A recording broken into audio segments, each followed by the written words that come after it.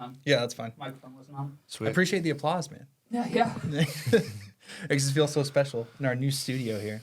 Yeah, the studio's pretty so sick, it's dude. Chasing Shadows, right? Mm-hmm. Correct? Chasing Shadows. Word. Cool. Word. It's exciting, man. Very cool. Chasing Shadows, Gainesville Creative Space. There you Cool. go. That's the whole... That's a lot more official than DJ Jandro's apartment. Yeah. DJ Jandro's second bedroom in his apartment. There's a lot of podcasts where like they'll go to the person's like house. Yeah. Like I watched the Full Send one, and they'll go to the whoever's like house it is or wherever they are. What's the Full Send? That's like the Nelk, Full Send, Nelk, Happy Dad.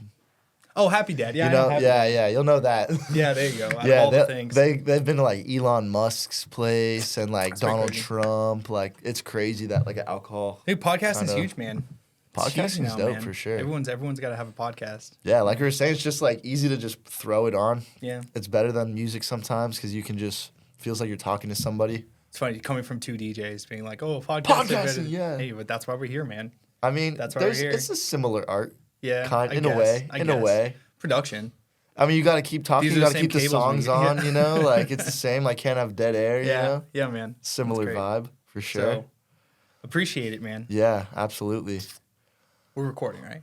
Sweet. Okay, word. See? What's up, everyone? Welcome to season 2 of the Pregame Podcast. We are throwing it all the way back. About 3 years in the making with the second season. So we, like we were just saying, started way back in the day in the COVID days and are finally bringing back, by popular demand, bringing back the podcast. So you already know, my name's Alex Montero, DJ Jandro of GNV Entertainment. And today we got a very, very special guest. Super excited to have our dude, karaoke host extraordinary, DJ extraordinaire, producer extraordinaire, just Something like jack that. of all trades, Jadon Terzi. Yes, Everyone, sir. Jadon, go and say what's Thanks up to for the people having me. here. What's good? Yeah, man. Excited to be have here. You. Yeah, excited to have you, brother. Should be a good excited time. To have you. So we were actually just talking before the roll started, before we recorded, but it's been, what, about a year and a half that we've been working together Something now? like that. Something I think like it was that. last spring. Yeah. We kind of connected. Yeah, for sure. We were talking about how we connected through your boy Dopio. Dopio. Yes. R.I.P. Dopio. If you guys go back in the Instagram TV too, you'll see that it used to be Yeah, Dopio back on the the OG. day. But I saw him at Grog. That's like he was DJing at Grog, and I hadn't really DJ'd in Gainesville yet at all because I was just kind of more on like the production, like rap instrumental vibe. Right. And I was like, you know what? I should see what's going on with man. this guy. And I remember he was kicking somebody out of Grog, like he was helping the security kick somebody out. that sounds about right. And then like in between like songs, I'm like, yo, what's good? Like, who do you DJ for? And he shouted you guys out. He's like, GNV Entertainment. Just DM them on Instagram if you're interested. Yeah, man. And I reached out. Dopio was That's how we met. he was a special character for sure. Because like you said, man, DJ, you need him to step up and be a security guard sometimes. Throw Yeah. someone out. He's dude, bigger, dude, he's taller, He's you bigger, know? dude. He's not fat. Don't You're like say that, that, you're like, nah, man. Dopio's not fat now. He's Guys, not don't worry. But yeah, man, whatever you needed, that's what we need on Yeah, the team always. absolutely. You know? You got to DJ, you got to kick someone out, you got to Yep. host karaoke, you Yep. gotta do whatever. I mean, you know? when you're in the field, you know, you got to play all the positions. Yeah, there you go. You There know, go. I feel like I Sometimes have that to do gets a you lot in of trouble, different though. stuff. You know? It can, for Yeah. sure. It can. I haven't had too many like problems, I feel like. No, man. In Gainesville, you know, like people don't really Nothing everyone's nice because you're Yeah. providing a service as like a DJ host person, like they're happy to have you because without that it's just quiet and it's boring, like it's not a fun atmosphere. Ain't no party if you don't got a DJ. For you know, sure, but it's got to be a karaoke good or DJ whatever it too, is. because Yeah. a good DJ and a bad DJ will like that can like make or break a party. You know, man. like Yeah. I think as being DJs too, sometimes we'll like go to a party, we'll go out, and the DJ is just terrible. For and sure. It's we have even that extra critical ear. yeah, You know, yeah, because as musicians, like you're hearing that, you're listening to see like it's crazy. the transition, Yeah. and it's kind of annoying as a producer too, because like you'll listen to music and you know how it's made. For me, I've been doing this so long, I can like see music. I can see the different tracks. There you go. Like I'll see the drums, the vocals. I can hear the like Yeah. processing on the vocal. You and Pharrell Williams. Yeah, I mean, it's like I wouldn't go that far, but like I don't know. I just feel like it's so hard to be like critical, like not be critical and just Right. enjoy music. But It's you a know it's a blessing, good song yeah. when like you don't feel critical about it and you're just listening Sure. to it and it's a banger. Like that's how Yeah. you know. I think it's a blessing and a curse. It is for sure. Because it helps so much with your actual like DJ career and all Yeah. that. But at the same time, it's like, man, I just want to Most go def- out and just have a good time, Yeah. not be worrying about what the DJ is doing so much. For But sure. yeah. Yeah. you Yeah, get it. that's when you just gotta have a few drinks in you. There you go. Just have your friends. There you go, Just yeah. not pay so much attention to the transitions. But whatever works, man. Whatever works for sure. So you, like I said, are not only a DJ, but also a producer. Yeah. Do we have you hosting karaoke now? Yep. Have you, man, help me? All sorts of stuff. We got setups, Stacked. bro. Yeah, we got Stacked every couple Saturdays. You know, a little just graphic design work as well. Man. Jack of all trades. So like, Yep. insofar as all that's true, right? And you're doing all this stuff. How do you think that makes you a stronger DJ, a stronger asset to equipment teams like this? It's always good to know, like, the whole spectrum, like the side of everything, because like in the music industry, you're going to work with a lot of different people for sure. And like when it comes down to collaboration and like getting gigs and whatever is going to come after this for me, like it's dope that I'm able to build like a well-rounded like set of skills. Yeah. So that's why I love doing the graphic design. I love doing the promotion and like marketing side of it. And then also just talking to you about like financing stuff, like, you know, how much we're going to charge at the door, like things like that. It's like super interesting to me. And then at the same time, you know, I'm getting a degree in public relations, which is super cool. I'll probably have an internship in public relations this summer.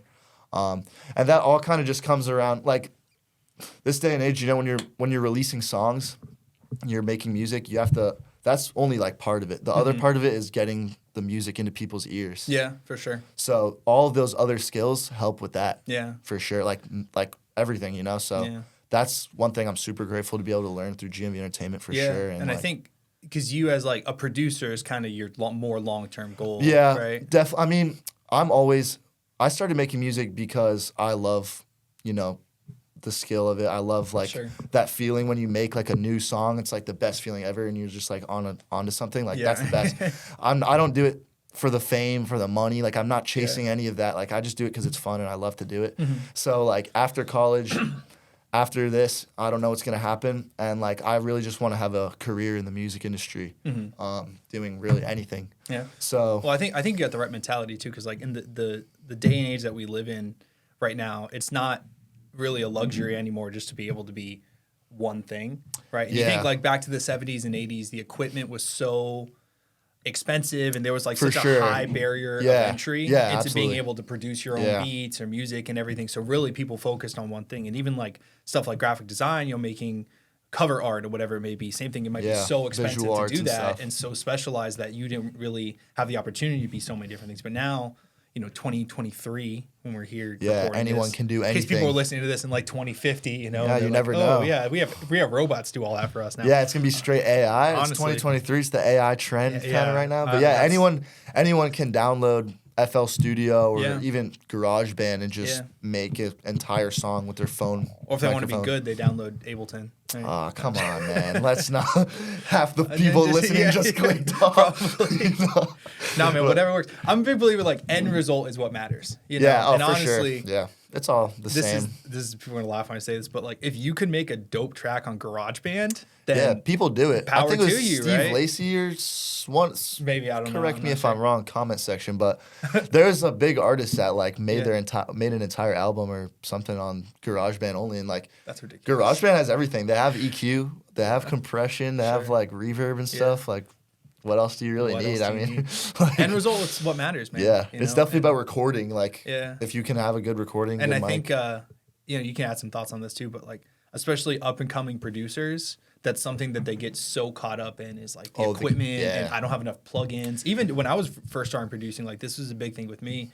You know, I was making tracks that were not at the quality level that I wanted, but I was blaming all my equipment on this. Like, well, if only I had Serum, then it would sound better. Only if I had, you know, the right silent VST. Realistically, I just had the kilobyte per second turned all the way down. Yeah, exactly. Like, Exactly. Whatever. Stupid stuff like that. Yeah, whatever. Well, the thing with that is like when you're starting out and you're searching up and like researching all the stuff about how to make music, like because it's such a saturated market, there's so many companies that are trying to sell something. Yeah. So when you're looking it up, all you're seeing is people selling things, like selling VSTs, Cymatics. I mean, Cymatics has done like so much stuff, but you know, like companies like that, it's not a bad thing, you know, because a lot of the times they're offering a good product that will actually help.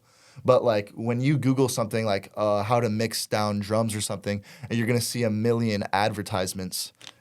What in your head you're gonna think, oh, I need to get all of these great plugins, but what is missing a lot of the time is the fundamentals of like mixing, fundamentals of like production, and it's Got to hard. start It's with the kind of harder to fundamentals, find right? that. Sound like you're a high school football or lacrosse coach or something. I mean- Got to get back to the fundamentals. Dude, that's such a lacrosse thing too. Which that's funny, but It's true though. It is No, kind of it's- true with music it's production. It's a cliche because mixing. it's true, right? Yeah. Like and I think, like you said, especially with younger producers, because the thing with the podcast, even back when we started, is like, and even I guess GNV Entertainment as a whole is not only a platform, throw dope events and get a good DJ team together, but also to really be able to help like younger DJs and people getting in to the field.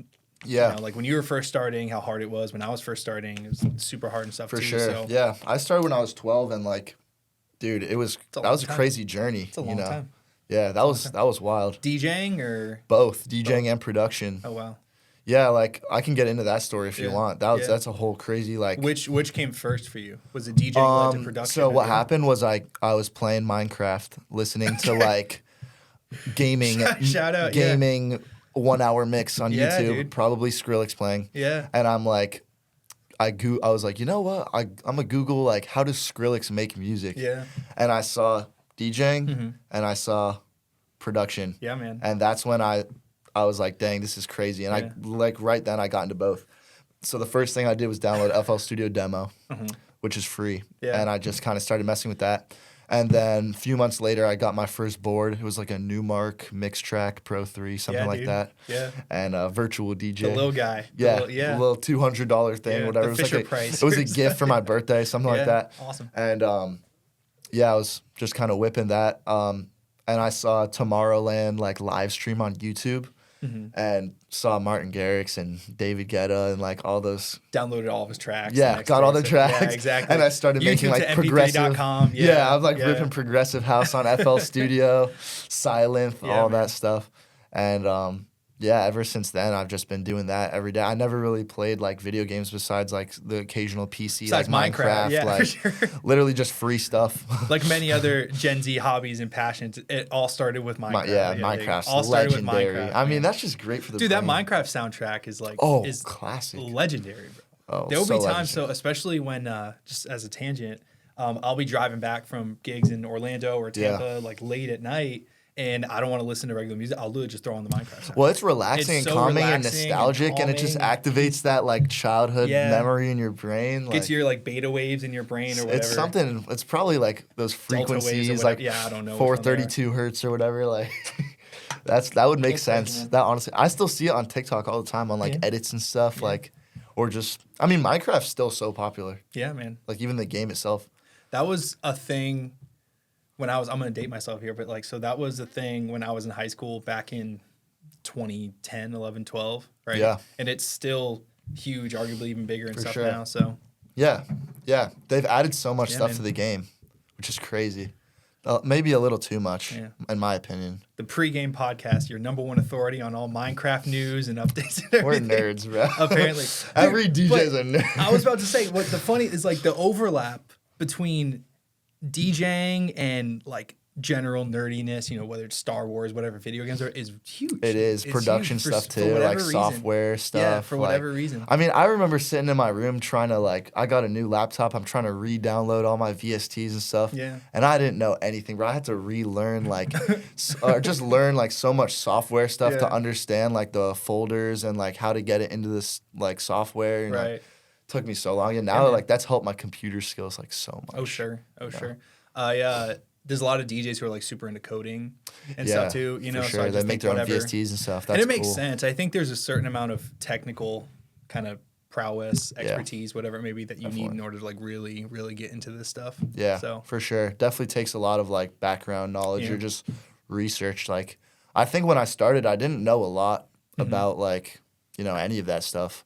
And it's been a long time. What was like the best way for you to learn all this like production? That's a good DJing? question. I'd Yeah. probably just say one is definitely just sitting down and messing with the software. Yeah. And like really just diving in, pressing every button, Yeah. figuring out what every button does. For sure. And then going in, seeing all the stock plugins and figuring out what each plugin is and how to use it like fundamentally. That's Yeah. definitely just the one thing is putting in time. Yeah, But yeah. number two is YouTube. Most definitely. YouTube There's so University, many man. tutorials on YouTube YouTube University, for bro. like, and I would just see people like producing on YouTube and then look up like, oh, what is automation or something like what is like the fundamental stuff. Yeah. And then, learn how to do that. And just through that really is probably the biggest way. Another crazy thing that's helped a lot was when I first started out, like, obviously I didn't really know anything about publishing, promoting my song and stuff. So I was posting myself on SoundCloud off rip. Yeah. Like day one. Yeah. I remember I even made a song and I made a presentation for my class in 7th grade and showed it. My first song ever. It was horrible, That's dude. awesome. You know that little like die. Yeah. That little I sound is like a little like ad lib. I made a whole song with just that sound. Like that was the lead. What's funny is like 7th grade, you was probably like, yeah, this is Oh, dude. banger. Everyone was like, is that your voice? And I was like, no, dude. Like no one understood what I did. But anyway, back to the SoundCloud thing. That's so funny. I was in the comments section for some popular, main stage house song. And I saw this kid like self-promoting himself. He was like, I'm a 14-year-old producer from Australia. Like, listen to my music. I was like, all right, I'll give it a listen. Yeah. And I reached out to this kid on SoundCloud and we became friends. Like I listened to his stuff. It was about the same level that I was at the time. Yeah. We became friends. I'm still friends with this kid to this day. Oh, nice. And like we would just hang out on like Discord and stuff. Yeah. And we made a ton of songs together. I'm still friends with him 8 years later. Yeah. Crazy.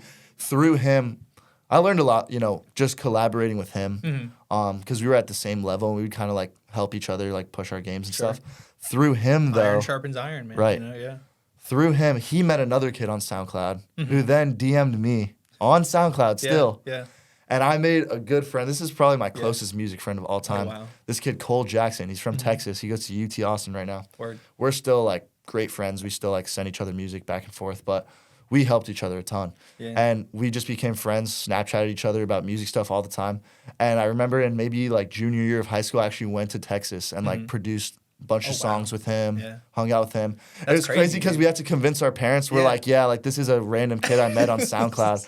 But like, no, it's legit, Mom. I promise. It's legit. Like, our parents like talk to each other and like they realize. I met him on Discord. Yeah, like, it's all good. It was funny, but like now we're great friends and it's awesome, great to see like we're kind of both making great strides in the industry and stuff. So that's crazy, cool. man. And I think it's so cool, like, because networking is something that no matter what field, and if it's music, if it's any other business you're doing, like you have to network. Networking's good. Yeah, and that's sure. Shout out Chasing Shadows Gainesville, creative space, by the way, which is where we're sitting in our beautiful new studio. Speaking of which, Very nice. Perfect story on networking. This is how Tristan is actually, you don't see him, but he's sitting on the other end of the switcher right now, just absolutely killing it. He's the owner of this podcast space, and we met through, that's his hand probably. But we met through a networking group in Gainesville here. And it's like, it's amazing when you put yourself out there, just no matter what your goals are. Like me, I wanted to bring the podcast back, and it was tough for me to produce it. And of course, that's where Chasing Shadows is coming here with the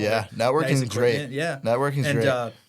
It also just points out, like, whatever field you're in, when you network and you find someone who can kind of fill the gaps in what you're doing, maybe for production, like, you don't understand, just an example, like, how a compressor works, right? And they don't understand how an EQ works. Well, then you teach them, they teach you, and then now you both have both skill sets to be able to walk out with. So I just think collaboration's huge. Yeah, and something I've seen in our industry, like music especially, is it's so cutthroat. And it's so like people want to keep stuff really close to the chest, and people want to not necessarily share even stuff like tracks, which I think is right. wild, Edits and remixes and stuff. Which is it's one thing like if it's something you made, I kind of get it, but or just to hype up the song before the release. Yeah, but like at the same time, like there's moments where people are just super like private about stuff and holding back like secrets. But it's kind of cool that like TikTok is one thing about like sharing. People are more likely to like share their stuff, which is kind of cool. The one good thing for TikTok's kind of cool. Yeah, I don't know. TikTok has some cool things, some bad things for sure, but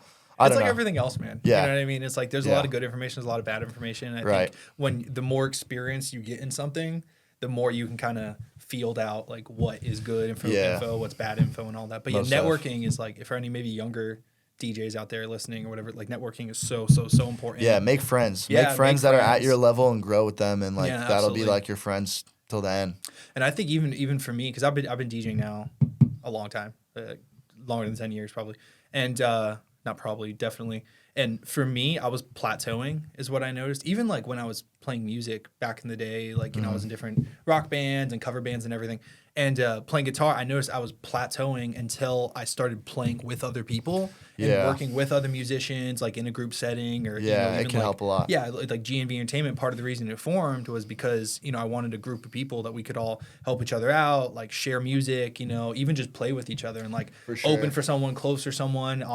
Like you fill different roles, of course. Yeah, so you start playing to just different develop, gigs and stuff. Yeah, you play different places, you develop different skill sets. So I think it's just like so important to get a good group of people that you're working with that really are willing to help each other. With production, it's big too. Yeah, absolutely. Like I feel like I was kind of Discord, in a little. that's what. The whole, Discord's sick. Yeah. I feel like I was in a little like plateau as well. Because for a while, like I still kind of don't know exactly where I'm taking all of this. Sure.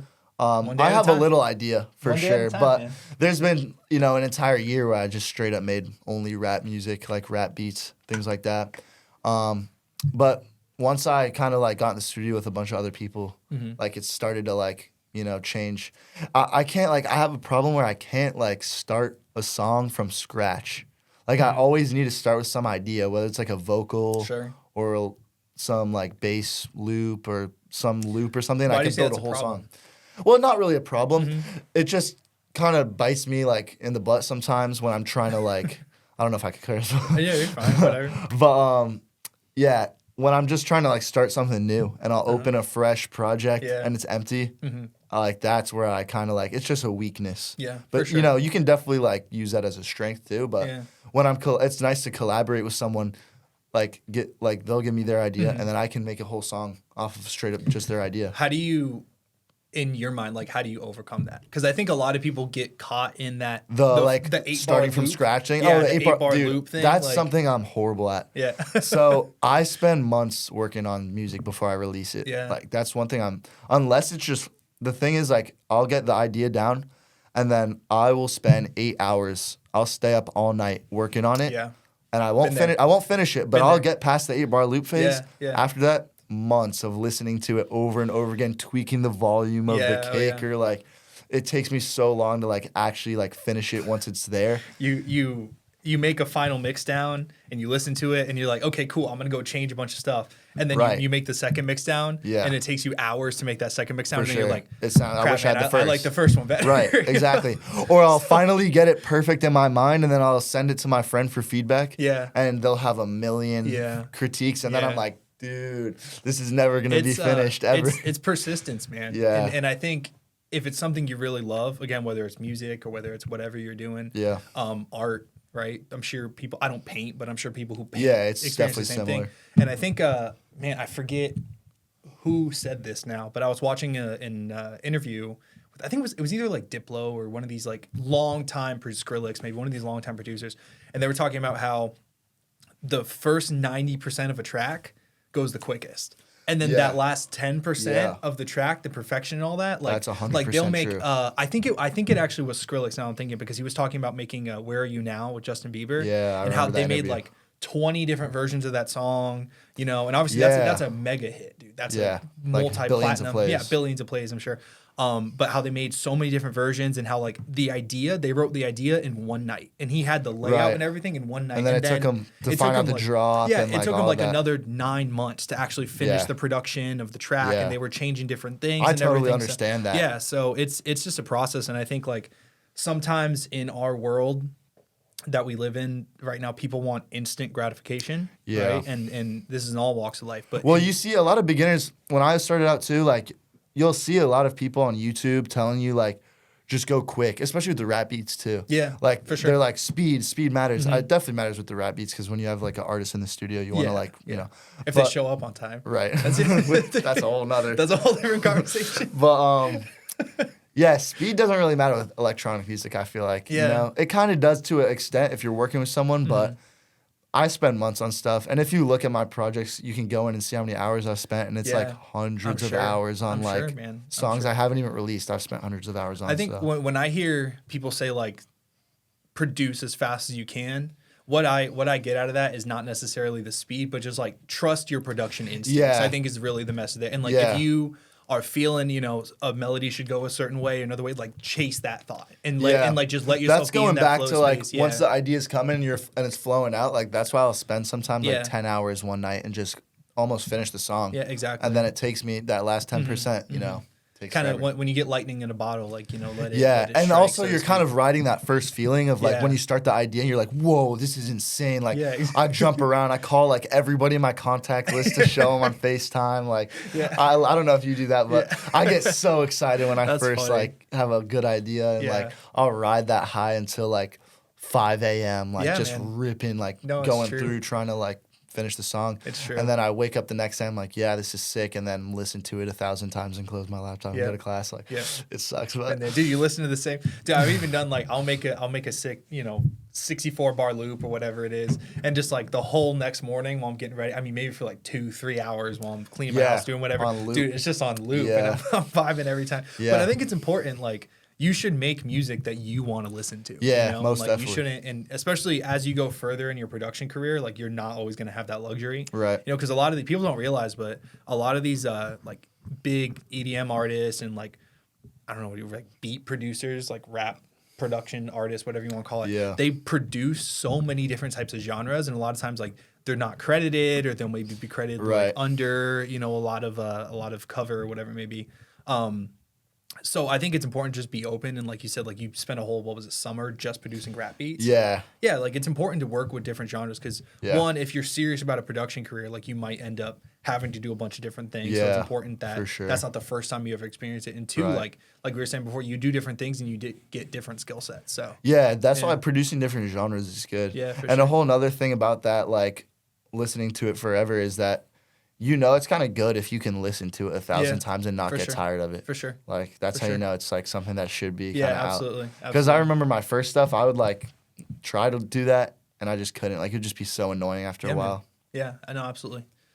But A lot of something- gems, man. A lot of gems for sure. And I Yeah. think like especially it's in like the production conversation is so important. Yeah. Because it is getting to the place where, most DJs are at least having most of the production skills that they're gonna, or at least they're accessible to them. It's not Yeah. like if you're a DJ, you need to go rent a bunch of studio time and to lay down and track and all that. Like yeah, now you can people just do this beginners in will your be like, computer. "Oh, I need a whole Yeah. studio Yeah. session for this." If you had to give, with that in mind, obviously, because everybody wants to be a DJ producer Yeah, now, everyone it feels like, right? Like, Yeah. if you had to give one piece of advice to upcoming DJs, producers, all that, what do you think it would be? That's a good question. I'd probably say one is determination, like sticking with it. I'm forgetting the word, but like actually just sitting down and grinding and like putting in the time. Because a lot of people just want to skip over and think, oh, if I get this plug in, like, That was me. right. Yeah, that was me. That was me too, for sure. But just putting in the time and like determination and effort, like that's gonna help you in the long run. Just learn the fundamentals, rip that. Another thing I would say is just do it because it's fun, not because you want to be on the main stage or something. Like do it Yeah. because you love it, For sure. and try new things. Always push like the boundaries. Learn the fundamentals so that you can break them. Yeah. That's something I've heard a million It's an times. important, it's an Yeah. important lesson. Yeah. You got to learn the rules first so then you can understand Right. where to break them. Right. Like you're not gonna put reverb on your 808 or something, but Yeah. But you could. But sometimes you could, right? You could. And even like something specifically with that too is like, clipping. And Yeah, so gain many times, staging is like gain huge. staging is so important, and specifically clipping. Learn to like, mix. You don't want to be unintentionally clipping. Yeah. But Intentionally make clipping. intentionally Soft clipping. that's in all Yeah. of bass music. You know Yeah, what I mean? for sure. Intentionally. But like you have to, it's something that you have to intend to do, right? Right. If you're just making a track and everything is clipping, it's like Yeah. that's not skill. That's, I was in audio engineering school, and I asked my teacher one time if it's ever okay if like digital clipping is good. Mm-hmm. And this is, my teacher is someone who's recorded like metal bands from the start Yeah. in Tampa Bay. Like Yeah. he was one of the first metal Yeah. audio engineers. And he told me like never digital clip ever. Yeah. But what I've learned is like in electronic music especially, Yeah. clipping can be kind of fire. Yeah. And also, I mean, mastering is like, we don't even have to get into that, but Yeah. like, it's crazy that if you clip it a certain amount, like it will sound louder and it like won't sound distorted. So Sure. it's just like tasteful, doing it right. Yeah, it's developing an ear, and it's Yeah. kind of like we were saying before too. Is you make a track, and it's so dope to you because you your brain fills in the gaps so to speak, of like, where the track may be and where the idea is in your head. Yeah. Right. But then there's also kind of developing the ear of like a critical ear with yourself and being able to understand, okay, this kick is 2 decibels too loud, or this bass needs to be that just comes EQ'd with better, time whatever too. it is. Yeah. I'll still hear like professional DJs. I'm not gonna call anyone out because like who am I? But I'll still hear professional DJs like release songs and like in my head their mix could be so much better, or like their kicks are like sounding so like dull or just not like punchy enough for my taste at least. Right. And it's funny because I can like that's just like we were talking before. It's a blessing and a curse being able to hear that stuff. It's crazy to see how quick people will blow up these days too. Yeah. Like it's easy to get into EDM and it's also kind of easy to blow up if you're like lucky with the right song. Like people have blew up so quickly. I think that's kind of a lesson in itself too, is like something that I realized along my journey that was really impactful to me, is that you can kind of take this critical ear to really popular artists' music, but I think the better lesson there is understanding, well, maybe my mix doesn't have to be 100% perfect all the time. Or maybe, my kicks don't have to be in line in comparison with whatever track that I heard. Because, like, every musician is different. Every artist is different. And also, I think a lot of the more important side, both in DJing and production, is just, like, understanding how music works. Like, understanding what makes a track catchy, right? Like, all the pop music, is very formulaic. It's not even a secret. Like, it's very formulaic. Yeah. It's not produced overly well. But, I mean, these songs are making billions and billions of dollars, right? Like billions of plays on streams and all that kind of stuff. Right. So if you want to be at that spot, I think it's important to not necessarily be so critical of other people's work and just and also don't be so critical of yourself. Just For sure, because that's another thing too. Your track that you produced in your bedroom on your 2012 MacBook Pro, whatever it is, doesn't sound like someone that put it through $70,000 of audio with also 10 other people working on it and like different studios reference mixing and things. Yeah, that's why I really like what you said, just like sticking with it, man. Yeah. Because especially it's so easy, kind of the downside of the world that we live in, I think is so easy to compare yourself no matter what you're doing. And especially with music, like there's people who put out music that's just like so good and completely independent artists. And then you're an up and coming artist, or you just started producing a month ago, and you're trying to compare yourself to that. And it's rather than just comparing yourself to your own progress that you're making. Definitely. And I think that's big. It's just so important to kind of like keep your head down. If you're doing that too, you're going to end up spending thousands of hours on like the same song too, which is like, I'd be getting in that rut sometimes. And like, it's something I'm still working on, What's the longest you've ever spent on a track? Definitely like 500 hours. Probably. That's crazy, dude. Like that track's not even done. Yeah. Like I don't even know if I'm ever gonna release that. That's still a work in progress. Yeah, too. That's like still probably 100 tracks on FL Studio. Like I'm sure 200 mixer channels. What's kind of your criteria of like, okay, I'm gonna release this track, or that's a good question. Lately, I've kind of just been trying to build my brand and like figure out my sound. Yeah. And I think lately it's definitely been house, but with like kind of Florida influence. Mm-hmm. So like rap music is definitely a big influence on it, and just like tropical kind of vibes, or just, like Gators stuff. I'll see like, cause that's just all stuff I'm surrounded by. And also like just TikTok stuff. But get ready for the Florida sound. Yeah, like get ready for the Florida sound, or like Squidward's Tiki Land. Like those are all songs like people in Gainesville love before. Mikea played that. Yeah, Mikea. Yeah. People will play out like my stuff. It's kind of funny to see. I had my song Florida Sound played at the football game. Yeah, that was insane. That was awesome. That DJ like he had just hit me up this morning asking if I would fill in for him if he ever missed any games in the fall. If I could fill in and DJ the football game. Dude, awesome. That's gonna be crazy. Sure. Yeah, see? I can't wait for that. And it's and I think that's cool too, because you probably didn't realize like. Yeah, that would end up to that. No way. Tell the story of how you got your track into. That's a crazy story. That's a crazy story. So that's always been a goal of mine since freshman year. I was like, I'm gonna have my song played in the football stadium, like during a game. Like that was a whole goal for me for college, and I think I made Florida Sound. Mm-hmm. I was working on it all summer. Probably put in 150 hours on that song, which it's a remix of Evolution and Stellar, Florida Sound, and I kind of made that, and I realized I'm like, this is probably the best chance of getting it played in the stadium. Yeah. Because I realized that I was at a game and I heard the DJ playing Skrillex, playing like a low-key kind of Skrillex. I think it was a Dog Blood song. And I realized I'm like, he plays Dog EDM. Blood's not low-key. For sure. People listening, I don't know. Yeah, I don't know. If you know Dogville, you Yeah, know Dogville. And I realized I have a good chance of getting this played because this DJ likes to play EDM, which is sick. Like, respect to him. That's fire. Mm-hmm. So I spent a while trying to figure out who that DJ was. Mm-hmm.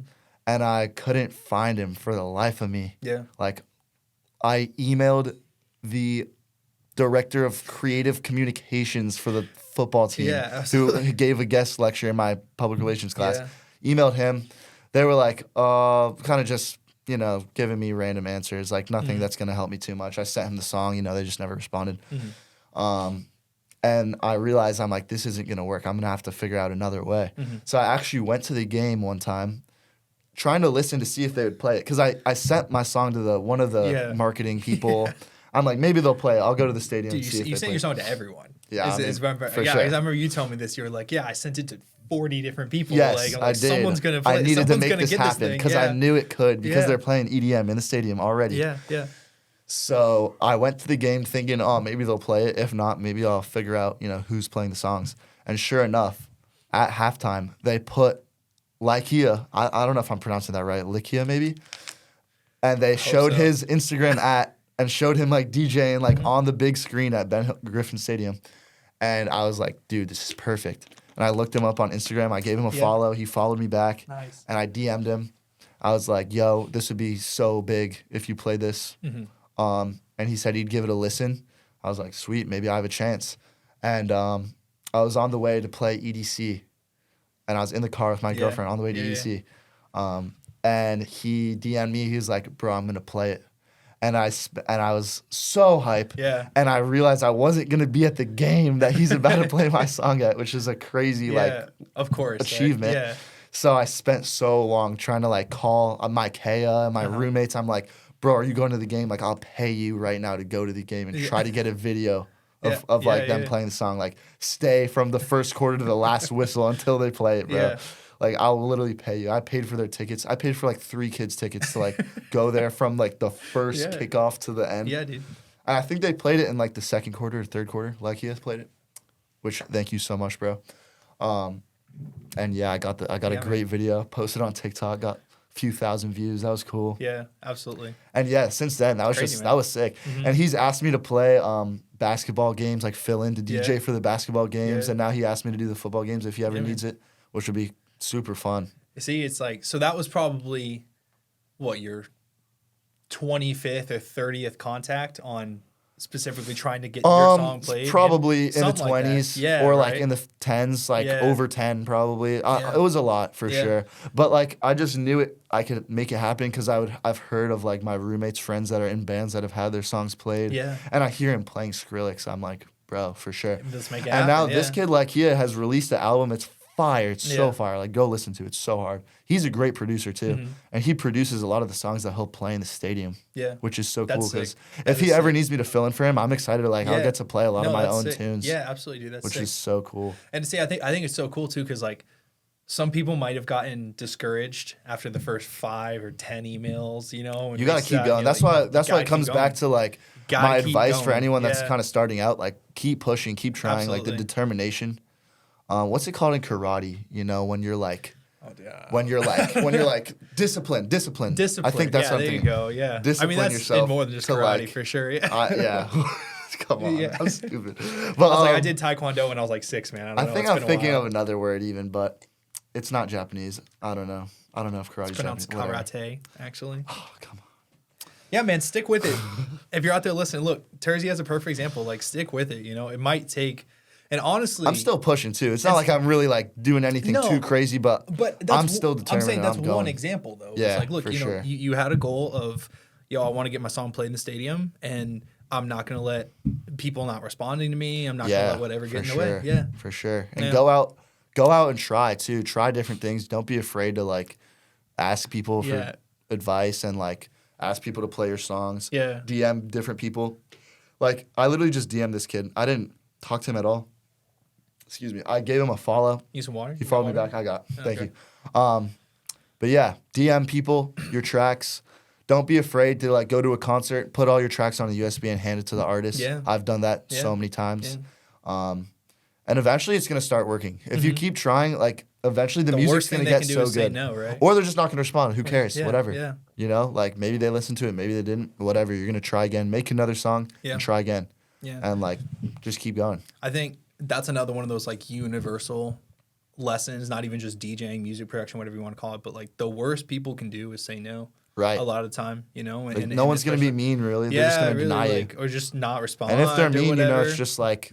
And I think in today's world, like, some people are so scared of, like, rejection and the idea of, you know, not succeeding and everything that they let that limit all the potential opportunities that they do have to succeed. And, like, yeah, the worst thing they can do is say no. You know, I used to work before GMV Entertainment. I think I told you this. I used to work for a like, tech sales company. And basically my job was to just, like, call a bunch of potential clients. Like, we would do, like, 200 calls a day. You know what I mean? Cold calling, basically. That's it. And, dude, 200 calls a day, probably 150 of them would just hang up on me. Yeah. You know, the other 49 would just be like, no, I'm not interested. But then you get one who was like, yeah, let's set up a meeting, let's talk or whatever. And then that's your winner right there. Right. So it's like, you just have to keep going no matter what. And it's the same with making music. Like, you're going to make 199 songs that suck. And then that one song might just kind of hit. Yeah. I don't even know if I've gone to that. I've had a lot of good achievements with the music, but eventually something's going to work. Florida Sound was pretty big. Florida Sound was cool. Disturbia with Graham. Dude, Two Friends. Yeah, that was... Two Friends. That's probably like one of the biggest things I've gone to at that point. And it was so cool because they came to UF. It just so coincidentally, Student Government Productions, like, I don't know if you're if you know a lot of about that. Yeah, for sure. I promote for them. I used to be on the Gator Growl. Back in time. Right, and that's run by SGP, I think, right? Yeah. So they happened to book Two Friends. Yeah. And maybe 2-3 weeks before, you know, they DM'd me talking about, can I have the instrumental? Can I have the acapella? Yeah. And I was like, of course, man. Of course. Yeah. And then, the day before the show, I asked them, I was like, are you guys going to play it? And they said, yeah. And I was like, so sick. Yeah, man. Because that stage that they played at in freshman year, I lived in the dorm right next to that stage on campus, in the middle of campus. And I used to just hang out with my friends on that stage. It would just be open. And I would just, like, hang out, drink, you know, chill. And drink water, right? Of course. As a freshman. Of course. Something like that. And, have some nice Gatorades. Gatorade. Yeah, lemonade, Gatorade. Of course. Water. Yeah. And it was crazy to see such a sick production on that stage with all the LED screens and the CO2 and, like, Two Friends playing my song was just so sick. Yeah, man. And I was, like, backstage after, and I called my mom, my, like, dad. I was, like, so hyped about it. It was so cool. Yeah, man. And then I went and played karaoke. Yep.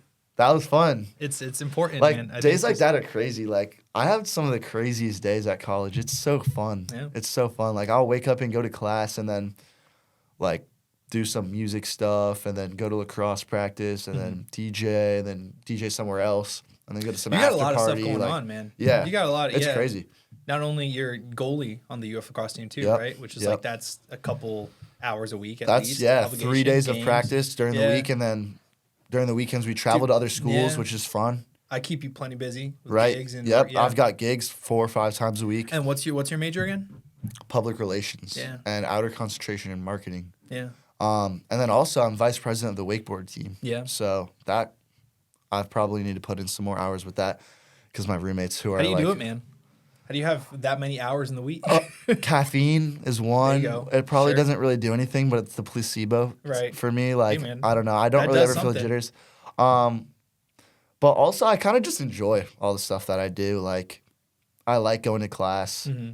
Like, I like my ride to class on my skateboard, like listening to all of my favorite songs. Like, going through campus is so nice. Mm-hmm. Then I get to class, and I'm working on, like, a public relations campaign for the social. Yeah. And then after class, I'm going home. I'm getting some, like, food that I love to eat. Yeah. Getting ready for practice. I go to practice, surrounded by all my friends. It's a very positive outlook on it. Everything's fun. Yeah, I definitely try to have a positive outlook. Yeah. I mean, I'm so blessed. Like, it's hard to be negative about anything.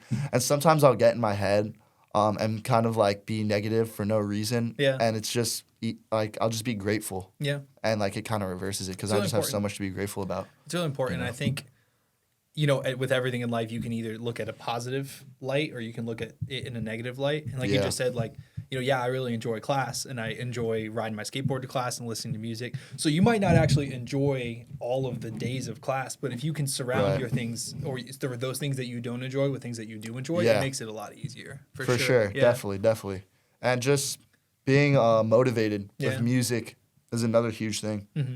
Like, I've been doing it so long and I'm still like motivated like I was from day one. Like, there's just so much opportunity. And UF is such a great school for this too. Like, I don't know if you know, but a lot of the other schools don't have like DJ communities like this. Yeah. They don't book so many It's big really artists to popping come here in Gainesville through. for whatever reason. I don't know. Like, And it's not even like our bar club scene is like insane that either. crazy, yeah. But like, I don't know the what it is. people love it. Like, our nightlife scene is popping, bro. Yeah. Because we have good Greek life. That's one thing I think that helps a little. But even the non-Greek life people or the non-like partier people, like, they still like to come out sometimes. And like, there's always a good crowd. And also just the EDM scene is huge. Yeah. I think it's crazy too, because like back when I was in school, so I graduated in 2017, just to timestamp it. And when I was DJing and I was in college, it was like me and probably 6 other DJs in the entire school. And we did a bunch of different, like I was a Cap Sig, I did my stuff, I did beta stuff, I did a bunch of ATO stuff or whatever. Yeah. And we all kind of cycled around. And now I feel like each individual fraternity has like 3 or 4 of their own DJs. Probably more. Yeah, like, honestly, it's probably insane. more. So it's crazy because I think it's much harder now. It's much more accessible, but it's also much harder to differentiate yourself. Yeah, at the same for time. sure. And that's why I'm kind of happy I have Stack now too, because I can like find new Every people. second Saturday at the social, y'all. Yes, Come sir. check it out. Yeah. Good plug. But yeah, like, I like to be able to put on people who I think need to be put on. Yeah, for sure. Because I remember when I first started, like, I would see the same people being booked for all these shows, or just like random people that don't deserve it as much. Which I don't want to say like I deserve it more than these people. Like, they're making their connections, they're doing their networking. Like, good for them for sure. But I felt like I would love to be put on, and I'm happy I can give that opportunity to like people who should be put on. So that's I think it's important, man, and I think too, just like it's in terms of differentiating yourself. Like I said, like, it's so hard, but you can find ways to do it, and everyone is unique in their own different way, right? Yeah. So like, it's just about trying to find what makes you unique as an artist, whether it is like also producing, and also having your events to put on, or like, you're really good at, go back to Dopio, who missing you on the show, Dopio, normally on the other past season, he was right here, but he was just like all over the place with genres. I mean, to the point where he'd play like producing it or DJing? No, like DJing wise. True. So he'd play, man, I'm trying to think of an example. Like, modern pop, let's say we got Katy Perry or something like that. And then he's into Gucci Mane, and then he's in the 80s with like Bon Jovi or whatever it is. Yeah. And it was always like, it's so creative and just all over the place. And the reason that was is because he was just so like smart about different types of music and like what music is popular through all different ages and everything. So that was a big benefit for him that not a lot of other DJs had. And then, you got other DJs who were just like, they're so like you produce your own tracks and everything that you can throw in there, and then that makes you unique. Yeah. So what, going back to just like advice for younger DJs, you know, and everything, that's always something we're passionate about. Like, in terms of differentiating yourself, given it is so much more saturated now, like how do you think someone goes about differentiating themselves in this field? One thing, I mean, starting out for DJing, making your own edits and transitions and stuff like that you can do in every set is one thing that people will know you for. Yeah. And being able to control the crowd, like knowing when to filter out a song so that the crowd can sing it, like things like that is one thing that like everyone loves to hear. Also just throwing in maybe a tagline, something like I have Turn It Up Terzi, like I'll put that in like a lot of the time. People put that on their phone. It's so funny to see, like everyone loves that. Branding is just huge, making like having good socials for yourself, having good visuals and like making a brand out of the type of stuff you play. That's another thing. Definitely production is one way. Yeah. Because then you can produce remixes, edits, different stuff to play in your sets. Yeah. Which is huge. Yeah. That's definitely one way to like separate yourself. I'd definitely say like, if you look around, everyone kind of has their character that they play, and that's kind of important. Don't we all, right? Yeah, everyone has a little like identity, and a sound. Yeah. All the most successful people have an identity and a sound. Yeah. So pursue that. And obviously it's hard at first because you have to figure out who am I? Yeah. What does my music sound like? And that takes a while. Yeah. But once you get that, like that, you know, that comes with just putting in the time and like trying different things. But once you get that, it's easy to ride that. It's easy to ride that wave because then you have your own wave that you started and you can stick with that and evolve that, make it sound different. It might take a long time to get there, but once you get there, it's like that is really who you are. It's hard to lose once you get there. You know, and I don't even think it needs to necessarily be production because there's a lot of people who like production is such a big thing and you can spend like 10 years in production. Like you say, like I'm still just learning stuff and everything, right?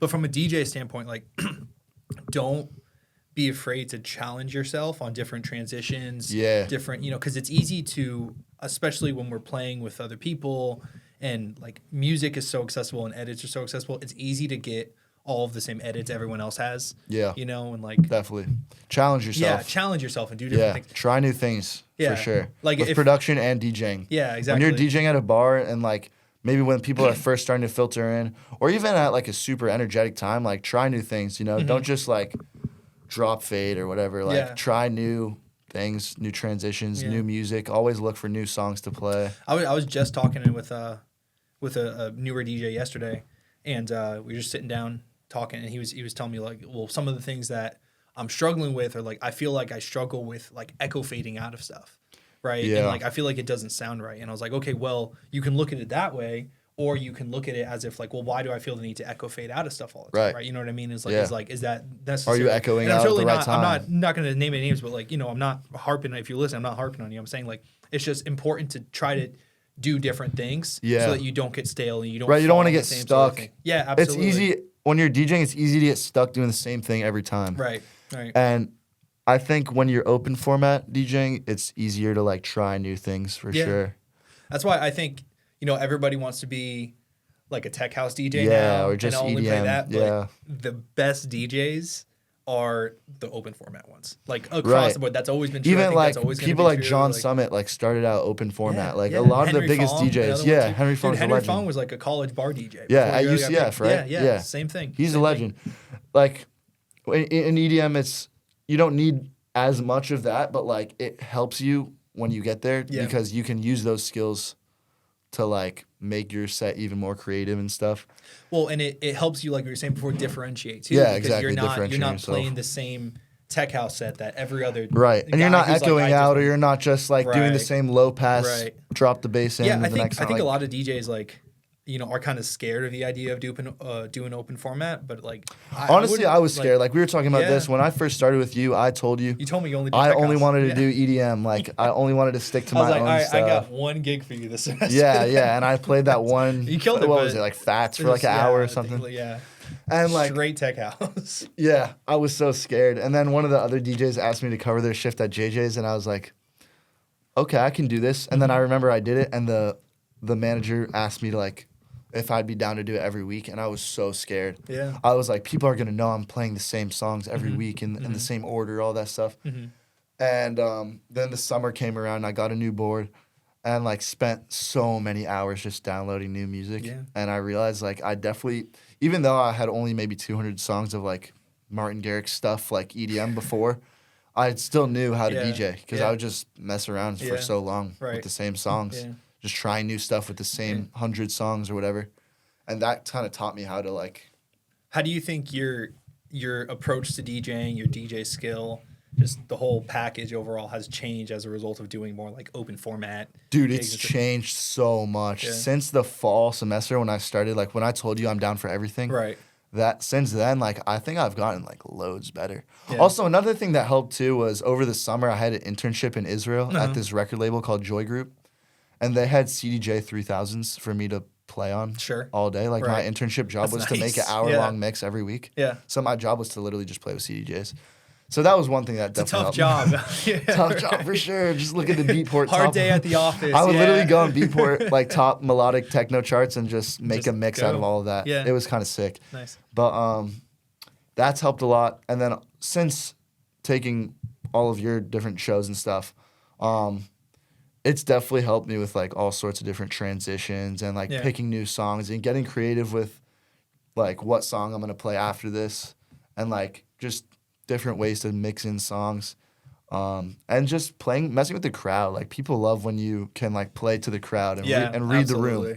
reading the room's Absolutely. huge. You like doing stuff with you has taught me to like read the room because at first I would start off with like the more like random nights at Grog or like a random night when like earlier on when there's not a million people in there, and if you can DJ for them, then when there's a full room, people are gonna go crazy. Yeah, absolutely. And knowing how to like do both is so important. Yeah, man. Because I had a lot of when I first started taking all those gigs, like I had songs for the energetic times because that's what I wanted to play, but then I would have to play more quiet, opener closer sets, and I downloaded more chill music and learned how to mix in the chill songs into the energetic songs and make like a energy throughout the night of like starting slow and building up the energy and then kind of slowly bringing it back down. Like that's all stuff I've learned a lot. Yeah, I say that all the time is that when you're DJing, your job isn't to play music. Your job is to control the energy in the room, and the songs that you play are tools to accomplish that purpose. You know what I mean? Your job isn't to play music, and that's it. Right. That's the end all be all of everything. Each song's only like 2 minutes long, maybe. Yeah. So it's kind of important for what song you're playing, but the bigger picture matters too. Yeah, absolutely. For sure. No, absolutely. Like each transition, like that's why if you're starting out, don't be scared to mess up a transition. Like people aren't actually listening. Dude, I've been DJing, I don't know, 15 years now. I still mess up transitions. Oh, I mean, everyone messes up. Everyone messes up. Everyone. Even the pros mess up. Yeah. And even the pros try new things every set. Yeah, like Subtronic said, like he probably messes up 1 or 2 times every set just because he's trying new stuff. Yeah, like, there you go. Don't be scared to try new stuff. At the end of the day, no one's really listening, and if you're good, like Subtronics is never going to follow you now because you said that. No, he said that in an interview. I think I know. Somebody said that. I don't know. Somebody told me that he said that. I don't know. Yeah. Whatever. You call me out. Whatever. Who's this Terzi guy think he is? Yeah, he's totally listening right now. That's funny. Yeah, no, the bigger picture is more important. Just having a good library is also pretty important. Like knowing what songs to play when, and having the ability to play songs that can control the energy in the room. It's important. Yeah, absolutely. Sure. Absolutely, man. For sure. So, what's your kind of your then you say maybe you're still forming it, but kind of your long-term goal with this, or if you could, music career 10 years in the future, right? Like for sure. Where do you want to be? So I'm always going to be producing probably for the rest of my life because I don't do it for, I do it for me. I do it for that feeling of making something cool. So no matter what, I'm always going to be producing and DJing. But I definitely want to have a career in the music industry, probably doing like artist management, tour management. Artist management is tough, man. Maybe label stuff, A&R, maybe marketing for a music festival or a venue, like anything really. Yeah. Maybe I'll open my own venue one day. That's another possibility, I think. The sky's the limit, right? Really, there's no limit because I've kind of worked so hard to like make a well-rounded skill set. Like I think I have skills in almost everything. The one thing I'm lacking now is like video production, like Resolume, kind of messing with the graphics on screen for shows. There you go.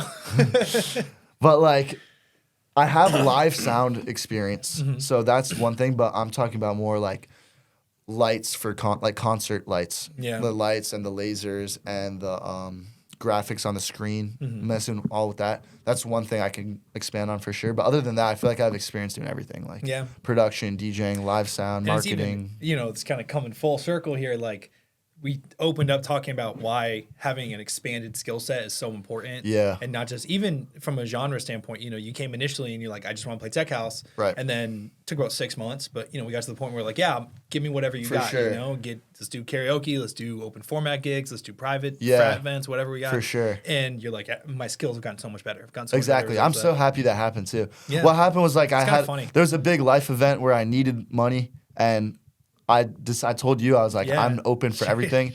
And I'm so happy that happened. Even like looking back out, like that was a tough time in my life, but like looking back, like that was a blessing, silver linings, dude. Man. It all God has a plan for everything, obviously. It's like, it's going to lead you to the place that you need to be always. Yeah. So, most definitely. What was I saying before? Just making me lose my train of thought. Yeah. Man.